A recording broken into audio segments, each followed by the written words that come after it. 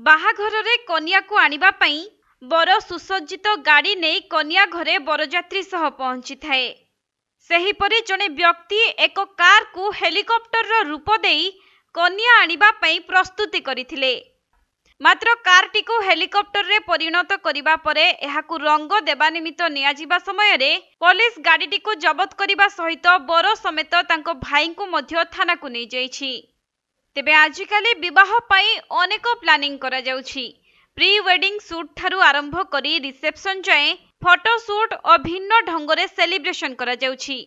ଏହାରି ଭିତରେ ଏପରି ଏକ ଭିଡିଓ ସାମ୍ନାକୁ ଆସିଛି ଯେଉଁଥିରେ ନିଆରା ବିବାହ ପାଇଁ ବର ଓ ତାଙ୍କ ଭାଇ ମିଶି କାରକୁ ହେଲିକପ୍ଟରରେ ପରିଣତ କରିଥିଲେ ଏବଂ ହେଲିକପ୍ଟରରେ କନ୍ୟାକୁ ଆଣିବା ପାଇଁ ସବୁ ଯୋଜନା ବି ସରିଥିଲା।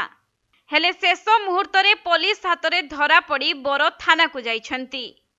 ତେବେ ଉତ୍ତରପ୍ରଦେଶର ଆମ୍ବେଦକର ନଗରର ଏହି ଘଟଣା ଏବେ ଚର୍ଚ୍ଚାରେ ରହିଛି। ଦୁଇ ଭାଇ ଏକ ପୁରୁଣା ମାରୁତି ସୁଜୁକି ୱାଗନ କାରକୁ ହେଲିକପ୍ଟରରେ ପରିଣତ କରିଥିଲେ। ବଜେଟ୍ କମ୍ ଥିବା ଯୋଗୁଁ ଦୁଇ ଭାଇ ଈଶ୍ୱରଧୀନ ଓ ପରମେଶ୍ୱରଧୀନ ବୁଦ୍ଧି ଖଟାଇ କାରକୁ ହେଲିକପ୍ଟରର ରୂପ ଦେଇଥିଲେ। ବିବାହରେ ଏକ ନିଆରା ଅନୁଭୂତି ପ୍ରଦାନ କରିବା ପାଇଁ କଷ୍ଟମାଇଜ୍ଡ ଗାଡ଼ି ତିଆରି କରି ବର ଏବଂ କନ୍ୟାଙ୍କୁ ଆଣିବାର ବ୍ୟବସ୍ଥା ସରିଥିଲା। ମାତ୍ର ଆକବରପୁର ବସଷ୍ଟାଣ୍ଡ ନିକଟରେ ଟ୍ରାଫିକ ପୋଲିସ ଗାଡ଼ିଟିକୁ ସିଜ୍ କରିବା ସହିତ ଦୁଇ ଭାଇଙ୍କୁ ଥାନାକୁ ନେଇଯାଇଥିବା ସୂଚନା ରହିଛି। ତେବେ ପୋଲିସର ସୂଚନା ଅନୁଯାୟୀ ଏହା ପରିବହନ ନିୟମକୁ ଉଲ୍ଲଂଘନ କରିଛି। କାରକୁ ହେଲିକପ୍ଟରରେ ପରିଣତ କରିବା ପାଇଁ ସେମାନେ ଅନୁମତି ମଧ୍ୟ ନେଇନଥିଲେ, ଯାହାକି ନିୟମ ବିରୁଦ୍ଧରେ। କିନ୍ତୁ ଫାଇନ୍ ଦେବା ପରେ ପୋଲିସ ଗାଡ଼ିଟିକୁ ମୁକୁଳାଇ ଦେଇଥିବା ଜଣାପଡ଼ିଛି।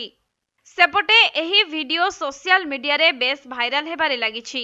ଭିଡିଓରେ କାରର ଛାତରେ ହେଲିକପ୍ଟର ବ୍ଲେଡ୍ ଲଗାଯାଇଥିବା ବେଳେ ପଛପଟେ ହେଲିକପ୍ଟର ଭଳି ଖଞ୍ଜାଯାଇଛି, ଯାହାକି ଅବିକଳ ହେଲିକପ୍ଟର ଭଳି ଦେଖାଯାଉଛି।